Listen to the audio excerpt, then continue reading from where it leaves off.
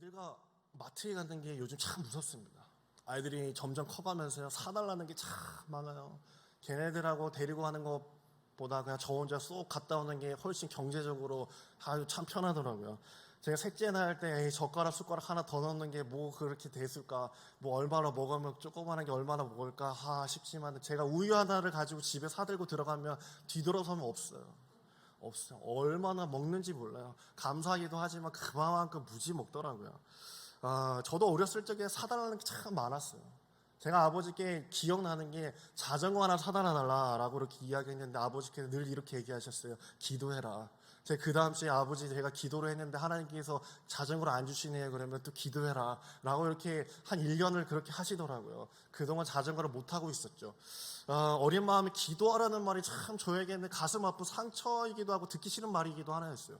왜 그렇게 얘기를 하셨는가, 하나 사주고 말지 그렇게 생각했지만, 뭐 커보니 사줄 만한 형편이 안 되니까 안 사준 거죠. 그렇죠? 저는 그런 걸 보면서 어렸을 때 마냥 돈이 없는 부모가 원망스럽기도 했어요.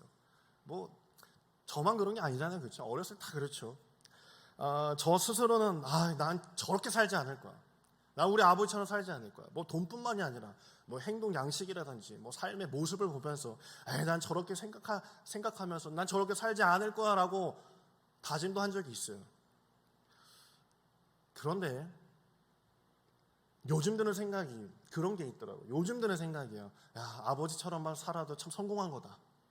아버지처럼만, 엄마처럼만 살아도 저만큼만 살아도 참 잘 사는 거였구나 라는 생각이 들더라고요. 정말 요즘 알 수 없는 시대를 사는 것 같아요. 정말 앞을 알 수가 없어요. 살다 보니까 생각처럼 사라지지 않는 것 같더라고요. 정말 우리는 앞을 알 수 없는 시대를 살아가며 이 코로나가 우리에게 다가올 거라고, 이렇게 6, 7개월 동안 될 거라고 누가 생각했을까요? 당연히 교회도 이상 없을 거라고 생각을 했어요. 교회 존먹을 놓고 요즘은 참 날서 있는 것 같아요. 제가 아는 목사님과 통화를 했어요. 뭐 숨길 건 아니니까. 만수중앙교회 이제 부목사님이에요. 저보다 이제 선배죠. 만수중앙교회 목사님하고 부목사님하고 이제 통화를 하는데 그러는 거야. 잘 지내시냐? 그러니까 자기네 부목사를 뽑는데, 그래요? 부목사를 뽑아요? 저 가려는 게 아니라 거기 이제 뽑는다 그래서 이제 한번 인사를 했어요.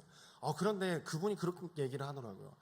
부목사를 하나 뽑는데 30통은 기본 온다는 거예요. 한 번 공고를 올리면 30통 기본 온대요. 근데 자기가 마음 아팠던 게 이거라는 거예요. 절반은 사역지가 없대요. 목사를 지원하는 거면 목사니까 지원한 거잖아요. 근데 사역지가 없다라는 거예요. 뭐 개척교회가 사라지든 부목에서 잘리든 어쨌든 그 목회를 하고 있는 곳이 없는 사람들이 절반이나 됐다라는 거야. 그거 누가 알았을까요? 뭐 임지가 사라졌다는 게 가슴 아픈 게 아니라 교회가 사라졌다는 게 가슴 아픈 거잖아요. 그렇죠? 그거 교회 하나 세우려면요, 지방이 얼마나 돈을 많이 넣어야 되고 상가 구해야 되고 그 얼마나 많은 과정이 있어야 되는지 정말 어렵습니다. 근데 폐지하는 그런 마음이 얼마나 아픈지 몰라요. 그렇다면 우리는 이 시대를 어떻게 살아가야 할까요? 우리는 이 물음을 이 시대에 해봐야 됩니다.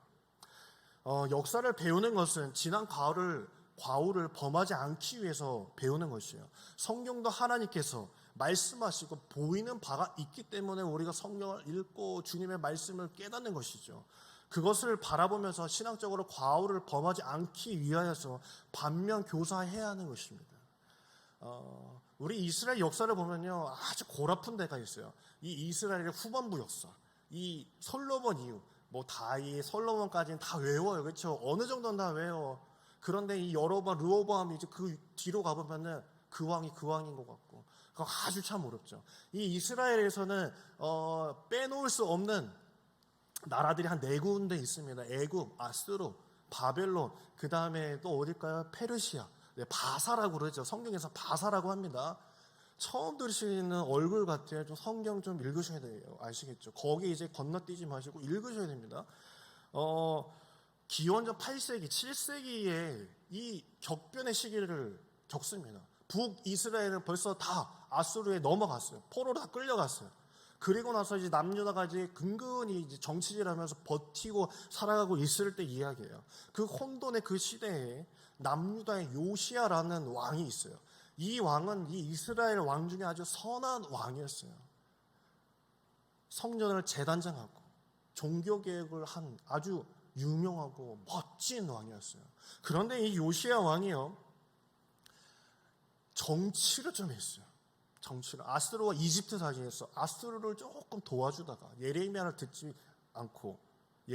듣지 않고 아수르를 조금 도와주러 나갔다가 이 마사다에 올라갔다가 거기서 어느 궁수에 활탁 맞아가지고 거기서 직사를 하게 됩니다. 38살이라는 31년 동안 통치를 마감하고 갑자기 죽어버리게 돼요. 그런데 그 아들 여호아하스라는, 처음 들어보세요. 여호아하스라고 있어요. 이 여호아하스가요, 왕이 딱 들어섰는데 이집트의 볼모로 잡혀가게 돼요. 이 그 아들 여호와김이라는 여호와김이 있어요. 여호와김이 바지 사장으로 다 앉혀져요. 그리고 나서 이 어린 나이에 왕이 되니까 어떻게 얘도 아수르를 섬겨야 될지 이집트를 섬겨야 될지 막 갈팡질팡하고 있는 거예요. 그런데 판단을 잘못해가지고 이집트 줄을 딱 잘못 썼다가 이 느부갓네살 왕, 이 바벨론의 시대가 확 바뀌면서 느부갓네살 왕이 확 열이 받쳐가지고 1차 침공을 예루살렘을 합니다. 그래서 1차 침공을 하면서 그 당시 다니엘이 끌려가는 거예요. 끌려가고 나서 이 여호와김은, 정치를 잘못한 이 여호와김은요, 충격으로 그 자리에 죽어버려요. 그리고 나서 또 어린 아들 여호와긴이 또 왕에 올라가는데 또 이 여호와긴은요 또 독립운동을 해요. 독립운동 또 살아보겠다고 독립운동을 하다가 또 느부갓네살 왕이 화가 또 뻗쳐 2차 침공을 하는데 그 2차 침공을 할 때 그 여호와긴도 포로로 끌려가게 됩니다. 그때 오늘 읽은 에스겔도 끌려가게 된 거예요. 에스겔이요, 이 당시 끌려갈 때 나이가 25이었어요. 25, 아주 꽃다운 나이에 끌려가게 된 것이에요. 얼마나 좋은 나이입니까? 25. 저 25때 교회 장로님들이 우리 전도사님 25이냐고. 내 마음은 진짜 20대인데 막 그러시면은 뭔 소리야 하면서 아유 그러시냐고 영혼 없는 대답을 할 때가 있었어요. 근데 저는 10년 지난 지금만 해도요, 진짜 25으로 돌아가고 싶어요. 얼마나 돌아가고 싶은지 몰라요. 제가 25으로 돌아가면 진짜 어떻게 복귀했을까? 어떻게 살았을까? 그게 얼마나 설레는지 몰라요. 돌아갈 수 없는 그런 시절이잖아요. 이 에스겔이 진짜 꽃다운 나이, 뭔가 해볼 수 있는 나이에 끌려가게 됩니다. 직선거리로 1600km, 곡선거리로 갔으니까 2100km를 걸어서 가게 됐어요. 그것도 바벨론의 저 아래 그발 강가, 아마 유프라테스 그 강줄기 쭉 아래로 내려가다 보면은 아마 그발 강이라고 아마 있을 겁니다. 에스겔서 1장 한번 찾아볼 거예요. 에스겔서 1장 1절 보면요, 이 에스겔이 어디서 하나님의 말씀을 들었는지가 나와요. 에스겔서 1장 1절입니다. 자, 우리 읽겠습니다. 30째 해 넷째 달 초닷새에 내가 그발 강가 사로잡힌 자 중에 있을 때에 하늘이 열리며 하나님의 모습이 내게 보이니 라고 이렇게 나오죠. 지금 에스겔이 포로로 잡혀오고 나서 하나님의 말씀을 듣기 시작을 한 거예요. 그발 강가에서 포로 생활을 하고 있었어요. 짐승같이 살고 있었어요. 처절하게 무너져 내렸습니다. 영존할 거라고 생각했던 성전은 변소가 되어버린 지 오래됐어요. 변소가 되는 것까지만 보고 자기들은 포로로 끌려왔기 때문에 그 성전이 어떻게 됐는지 모릅니다. 느부갓네살 왕이 그렇게 폐허로 만들어버렸죠. 근데 처절한 소리로 가득했던 그 백성들, 포로 생활하고 있던 그 캠프에서 에스겔에게 하나님의 음성을 들려주십니다. 그에게 하시는 말씀이 오늘 읽었던 47장의 말씀이에요. 47장 1절하고 2절을 보면요, 이렇게 말씀하고 있어요. 제가 읽겠습니다. 그가 나를 데리고 성전 문에 이르시니 성전의 앞면이 동쪽을 향하였는데 그 문지방 밑에서 물이 나와 동쪽으로 흐르다가 성전 오른쪽 제단 남쪽으로 흘러내리더라. 그가 또 나를 데리고 북문으로 나가서 바깥길로 꺾여 동쪽을 향한 바깥문에 이르시기로 본즉 물이 그 오른쪽에서 스며 나오더라. 저도 읽었지만요, 읽기 바빠요. 그렇죠? 그 문이 어딘지 뭐 알게 뭐예요, 그렇죠? 그거 뭐 어디 붙어 있는지 잘 모르겠는데 계속 막 물이 막 흐르고 있다라고 이렇게 계속 막 나오고 있는 거예요. 우리는 별 생각 없이 읽을 수 있겠지만요, 에스겔에게는 특별히 다가왔을 거예요. 특별히 다가왔을 거예요. 왜 그런지 우리가 이제 볼 거예요. 여러분, 오랜 시간 동안 이 한 교회를 섬기면요, 이 교회의 물건이 어디 있는지 다 알 수 있습니다. 다 알 수 있어요. 뭐 성전에 뭐 선풍기가 어디 창고에 있는지, 뭐 라디에이터가 어디에 있는지, 뭐 가위나 칼, 뭐 그런 거, 뭐 잡다한 것까지 오래 섬기다 보면요, 다 알 수 있어요. 이건 언제 사놓은 물건이지, 이건 언제 산 성물이지, 이 강대상은 언제 누가 이렇게 헌물한 거지, 다 알게 돼요. 언제 공사 뭘 했는지, 천장을 언제 했는지 다 알게 됩니다. 최근에 물이 교회에서 엄청 샜어요. 여러분들은 모르실지 모르겠지만 아마 눈에 보이시지 않을 수도 있어요. 최근에 물이 막 그 틈 사이로, 이 벽돌 이 틈 사이로 막 물이 스며들면서 막 콸콸콸 막 흘러내릴 때가 있었어요. 여러분, 하나님의 집에 물이 셉니다. 하나님의 집에 물이 새요. 여러분, 혹시 여러분 잠을 주무실 때요, 만약 천장에서 물이 떨어진다고 생각해 보세요. 잠이 오실까요? 절대 못 자죠, 그렇죠? 절대 못 자죠. 근데 하나님의 집에 물이 셉니다. 이거 참 큰일 난 거예요. 좀 관심을 가져야 되는 거예요, 그렇죠? 우리 교회에서요, 우리 교회를 제일 잘 아는 사람, 아는 분은 누구일까요? 제일 잘 아는 분이 누구일까요? 하나님 말고 누구일까요? 네? 목사님이세요. 목사님, 담임 목사님일까요? 저는 못 따라가요. 저도 관리부로 하지만 제 눈에 안 보여. 아무리 지나쳐가도 제 눈에 안 보이는 게 분명히 있어요. 근데 나중에 카톡을 하세요. 내가 했다라고 이렇게 말씀해 주세요. 저는 깜짝 놀라고, 내 눈에 안 보이는데 그걸 보는 눈이 다른 거예요. 그 교회에 20년, 30년 동안 있다 보면은 눈 감고도 소리만 들어도 뭐가 잘못됐구나, 뭐가 켜져 있구나, 뭔가 소리가 덜커덩 거리는 거나 냄새가 나는 거나 달라, 예전과. 그런 걸 충분히 알 수 있는 게 목회자예요. 포로로 끌려간 이 에스겔은요, 직업이 뭐였는지 아십니까? 제사장이었습니다. 성경에 보시면 제사장이라고 나와요. 제사장이었어요. 열정적이고 뜨거웠던 25살짜리 그 제사장, 이제 임명이 돼가지고 막 하나님의 그 제사 한번 드려보는 거 준비했고 했던 그 에스겔이요, 눈 감고도 어디에 뭐가 있는지 아는 그 성전, 법궤는 어디 있고 지성소는 몇 걸음만 가도 아는 그 성전에 늘 머물고 있던 그 성전에서 그가 포로로 끌려왔어요. 그런데 포로로 끌려온 그에게 하나님께서 말씀하신 거예요. 에스겔 47장 1절에서 8절까지.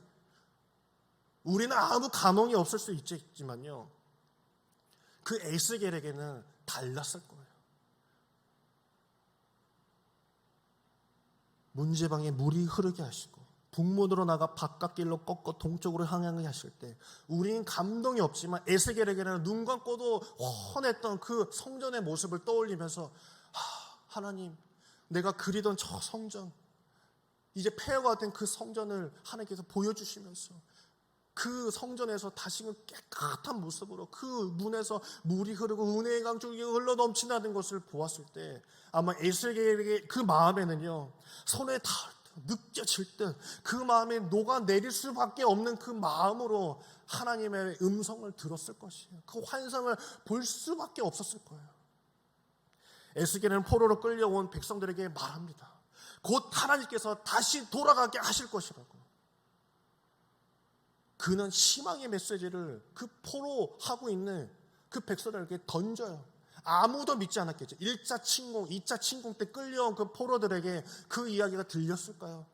함께 기도했던 그 다니엘, 학계, 이런 사람들만 죽어라 기도하고 에스더, 그런 사람들만 기도했지 아무도 기도하지 않고 아무도 그의 이야기에 반응하지 않았어요. 자기들은 포로 생활에 앞이 보이지 않는 신 바벨론, 페르시아가 우리를 지배하고 있었기 때문이었어요. 그런데 이 에스겔은 그런 상황 속에서 어떻게 희망의 메시지를 전할 수 있었던 것일까요? 상황은 다르지만요, 희망을 말한 사람이 이 성경에 또 한 사람 꼽자면요, 이 솔로몬입니다. 솔로몬은 우리에게는 지혜와 1천문제 했던 왕이라고 여겨질 수 있겠지만요, 열왕기상 8장의 말씀을 보면요, 성전이 이 역사에 드러나는 그 시점에 이 솔로몬이 기도했던 부분이 있습니다. 이 입당 예배, 흔히 얘기해서 이 입당 예배를 할 때 이 주목해야 될 것은 이 최고의 순간, 하나님의 영광이 최고의 순간, 금으로 다 발라놓고 하나님께 예배드리는 그 순간에 솔로몬이 기도를 했는데 아주 충격적인 기도를 하게 됩니다. 솔로몬이 긴 기도를 통해서요, 하나님의 나라, 하나님의 성전, 이 이스라엘이 망할 것이다 라고 기도를 하는 부분이 있어요. 공적인 순간, 아주 대표적인 뭐라 그럴까요? 대통령이 당선이 되고 나서 국회의사당 앞에서 연설하는 그런 시점에 이 솔로몬이 엉뚱한 기도를 하게 됩니다. 여러분, 이 성전은요, 오늘 예배당과 이 교회 예배당과 비교할 수 없는 곳이지만 우리가 그냥 비교 대상을 하자면 입당 예배를 드리잖아요. 여기도 입당 예배를 드렸겠지만 모든 교회가 이제 새로 지은 이 예배당이 들어올 때 입당 예배를 드립니다. 그러면 감리사님, 감독님 초청해가지고 축사도 하고 이제 기도도 이렇게 부탁을 드리죠. 제가 만약에 입당 예배 가가지고 이렇게 얘기하는 거예요. 이 교회 분명히 무너질 텐데, 죄악이 득실득실할 텐데, 이 교회는 분명히 망할 것이고 재정 파탄이 날 것이고 이단에 팔릴 것입니다 라고 이렇게 제가 기도해 버리면은 그 분위기가 어떨까요? 아주 그냥 개판이 되겠죠. 다시는 저를 불러주지 않을 겁니다. 어떤 입당 예배도 불러주지 않을 거예요.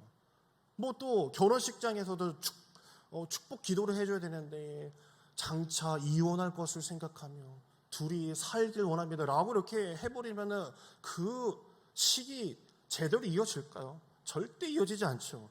그런데 솔로몬이 그렇게 한 거예요. 열왕기사 8장 한번 찾아볼까요? 열왕기사 8장입니다. 못 믿으시는 눈치일 것 같은데 열왕기사 8장 46절하고 47절 말씀입니다.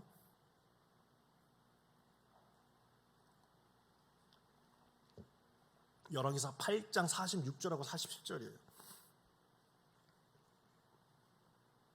네, 우리 같이 읽겠습니다. 범죄하지 아니하는 사람이 없사오니 그들이 주께 범죄함으로 주께서 그들에게 진노하사 그들을 적국에게 넘기심에 적국이 그들을 사로잡아 원군을 막론하고 적국의 땅으로 들어간 후에 그들이 사로잡혀 간 땅에서 스스로 깨닫고 그 사로잡은 자의 땅에서 돌이켜 주께 간구하기를 우리가 범죄하여 반역을 행하며 악을 지었나이다 하며 라고 얘기하고 있어요. 그 8장 이렇게 파란색 글씨 텍스트 보이시죠? 두꺼운 글씨요. 그런 거 솔로몬이 이제 연설했다라는 거 보이시죠? 솔로몬이 한 기도 중에 이 끄트머리에 나오는 기도가 바로 이런 기도였어요. 성전이라는 절정의 순간에 찬물에 팍 끼얹게 돼요. 실제 역사는요, 400년 뒤에 나라가 망하게 됩니다. 제가 아까 얘기했던 에스겔의 끄트머리, 그게 망하게 돼요. 시드기야를 통해서 딱 끝이 나죠. 우리는 두 가지 놀라운 것을 발견할 수 있어요. 인간적으로 재수 없는 기도를 솔로몬이 했다라는 것과 두 번째로는 솔로몬의 통찰력에 감탄할 수밖에 없어요. 어떻게 무당도 아니고서 솔로몬이 그것을 알 수 있을 거라는 거예요. 솔로몬은 46절에 보면요, 죄를 짓지 않는 사람이 없다라면서 훤히 내다보았어요. 분명히 이곳에 죄가 있을 것이다라고 이야기했어요. 먼 훗날 10년, 100년, 400년이 될지 모르지만 분명히 망할 것이다라고 이렇게 이야기를 하고 있어요. 이 솔로몬의 이 대표 기도는 부패성을 보는 가운데 어떻게 하면 좋겠느냐는 물음을 회중들에게 던진 겁니다. 역사의 끄트머리를 보면서 운명을 바꾸려고 덤벼들고 있는 것이에요. 그 뒤에 보면 48절하고 49절, 50절을 보면요, 49절만 제가 읽을게요. 주는 계신 곳 하늘에서 그들의 기도와 간구를 들으시고 그들의 일을 돌보시며 그들의 백성을 용서하시며 다시금 돌아올 수 있도록 불쌍히 여겨 달라라고 이 솔로몬은 기도를 하고 있어요. 운명이라는 말 자체가 피할 수 없는 것인데 그것을 뛰어넘을 수 있다라고 뛰어넘을 수 있도록 우리가 기도해야 된다라고 솔로몬은 호소하고 있었던 것이에요. 이 성전이 들어서면서요, 어떤 결과가 나올지 솔로몬은 빤히 보고 있었어요. 사사기, 신명기 학파의 그 모습이 아니라 왕정 신학이 들어서면서부터 어떤 시대가 흘러갈지, 어떻게 나라가 망하게 될지 훤히 보고 있었던 거예요. 근데 이것을 바꿀 수 있는 것은 솔로몬은 말합니다. 기도와 간구밖에 없다라고 이야기를 하고 있는 거예요. 앞으로 알 수 없는 미래를 두고 눈에 보이지 않는 기도를 해야 된다라고 솔로몬은 말하고 있는 것이에요. 시브리서 11장을 보면 이런 말씀이 나옵니다. 시브리서 11장 13절 제가 읽겠습니다. 시브리서 11장 13절입니다. 이 사람들은 믿음장이죠. 많은 믿음의 사람들이 나열되어 있을 때 이 사람들은 다 믿음을 따라 죽었으며 약속을 받지 못하였으되 그것들을 멀리서 보고 환영하며 또 땅에서는 외국인과 나그네임을 증언하였으니라고 이렇게 말하고 있습니다. 약속을 받지 못하였다고 한 것은요, 눈에 보이는 결과물이 아직 그들에게는 임하지 않았지만 이루어질 약속을, 보이지 않는 약속을 보면서 죽었다라는 것이에요. 그들은 하나님께서 주시는 약속을 굳게 믿고 기도는 했지만 보이지 않는 결과물을 보면서 그들은 기도하며 죽어갔다라는 거예요. 슬퍼하지 아니하고 그렇게 기도하며 살아가고 있었다라는 것이에요. 믿음을 지키고 죽었다라고 이렇게 이야기를 하고 있어요. 세상의 말소리에 꿈쩍하지 아니하고 나는 기도할 거야. 하나님께서 말씀하시고 나에게 언약을 주셨기 때문에 나는 기도할 거야 라고 이야기했다라는 것이에요. 김밥하는 CEO라는 책 혹시 보신 분이 계신가 모르겠어요. 김밥하는 CEO. 이 김승호라는 이 분이 쓰신 책입니다. 김밥하는 CEO예요. 한번 검색해 보세요. 이 비즈니스에서 누가 이길까라는 것을요, 그분이 쓴 부분이 있어요. 그분이 말하기를 이렇게 얘기하더라고요. 돈 많은 사람이 이기는 것이 아니라 시간이 많은 사람이 이긴다라고 이렇게 넣었더라고요. 저는 돈을 많이 가진 사람이 이길 거라고 했는데 시간이 왜 많은 사람이 이기지? 라고 생각했어요. 한번 책을 더 읽다 보니까 이렇게 얘기하고 있어요. 왜냐하면 비즈니스에서 무한대로 기다릴 수 있는 사람은 없다라고 합니다. 그런데 경매를 할 때도 무서운 사람이요, 올해 못하면 내년에도 사면 되지 라고 하는 사람이래요. 주식시장에서요, 가장 힘이 있는 돈이 뭔지 아세요? 없어도 그만, 있어도 그만인 돈이래요. 그런 돈을 가진 사람. 주가가 폭락을 해도 막 그런 거 있죠. 만약에 제 수중에 1억이 있어요. 전 재산이 1억이야. 근데 1억 다 올인했어요. 근데 주가가 갑자기 막 10% 막 떨어져. 1,000만 원씩 막 날라가. 더 떨어지면 어떡하지? 빨리 뺄까? 어떡하지? 하다가 7천 됐을 때 확 쏙 빼버려요. 그 주가는 이제 3천만 원 손해보고 이제 파는 거예요. 그런데 빼도 그만, 안 빼도 그만 인 사람은요, 7천만 원이 돼도 5천만 원이 돼도 3천만 원이 돼도 안 뺀대요. 뭐 또 올라가겠지. 기다리는 거예요.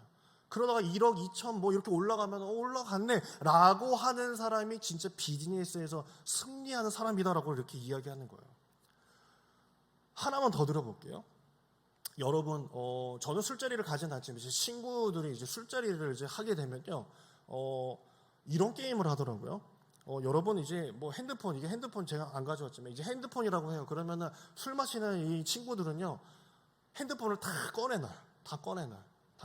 그래서 그러다가 이제 제일 빨리 받는 사람이 술값 내는 거예요. 제일 빨리 받는 이게 폰 스테이 게임이에요. 폰 스테이.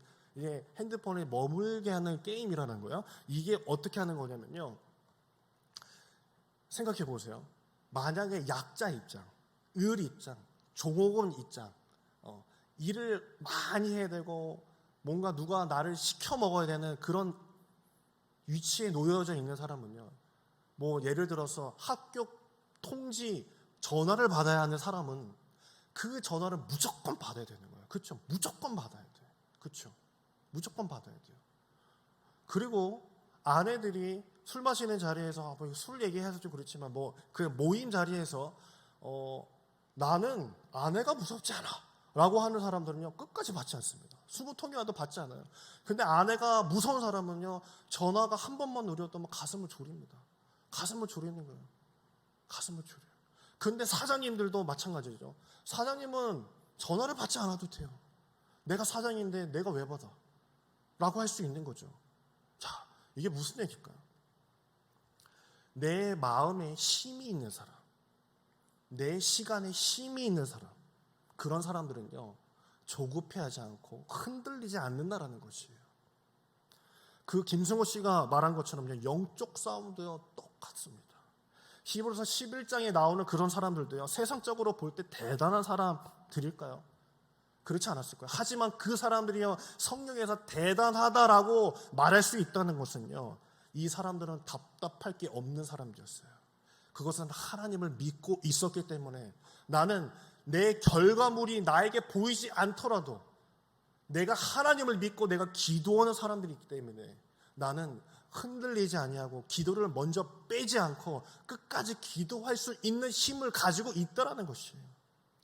믿음의 사람들은 힘이 있는 사람들입니다.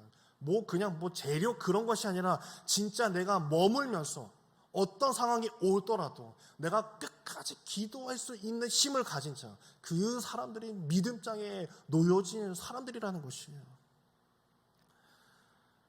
난 지금 못 보더라도 상관없다. 눈에 아무것도 보이지 않아도 나는 흔들리지 않아. 그것이 정말 하나님 앞에서 기도하는 사람이고, 에스겔과 같이 내 눈앞에 보이지 않더라도 내 살아 생전에 예루살렘 땅을 밟지 못할지라도 나는 희망의 말씀을 당신들에게 전합니다 라고 말하는 것이에요. 어쩌면 우리는 이 시대를 살아가면서 더 많은 세상의 사람들을 전도하지 못할지도 몰라요. 시대가 확 바뀌면서 옛날에는 몇백 명 모이고 옛날에는 이세부가 몇백 명 들어찼었다라고 이야기할 수 있겠지만요, 이 시대가 너무나도 많이 바뀌었어요. 어쩌면 저도 너무나도 전도하고 진짜 다 끌어모으고 싶지만 그렇지 못할 순간이 올 수도 있어요. 하지만 우리가 끝까지 전해야 되는 것은 우리가 알 수 없는 저 끝을 하나님께서 예비하고 계시기 때문에 우리는 끝까지 기도해야 되는 것이에요. 어쩌면 우리가 이 시대를 살아가는 자들로서 하나님께서 말씀하시는 것이 바로 그것인지 모릅니다. 히브리서 11장 39절하고 40절 말씀을 보면 이렇게 말씀하고 있어요. 이 사람들은 다 믿음으로 말미암아 증거를 받았으나 약속된 것을 받지 못하였으니 이는 하나님이 우리를 위하여 더 좋은 것을 예비하셨은지 우리가 아니면 그들로 온전함을 이루지 못하게 하려 하심이라 라고 말하고 있습니다. 그들은 약속을 가지지는 못했지만 하나님께서 분명히 그 후대를 통해서 그 약속을 성취하신다라고 말씀하시는 거예요. 갑 중에 갑은 기도하는 자, 솔로몬 같은 사람, 기도의 사람은 흔들리지 않는 것이에요. 이런 사람들의 기도는 성경이 보여주는 대로 운명을 바꾸는, 역사를 바꾸는 사람이 될 줄 믿으시길 간절히 축원합니다. 이제 마지막입니다. 혹시 설국열차라고 한번 보신 적 있나요? 설국열차 못 보셨어요? 못 보셨어요? 매일 기도와 이 자리를 지키시느라 그 오래된 영화를 아마 설날 때도 추석 때도 나올 그 영화를 못 보셨군요. 그 영화는 기착한 이야기예요. 기착한 이야기.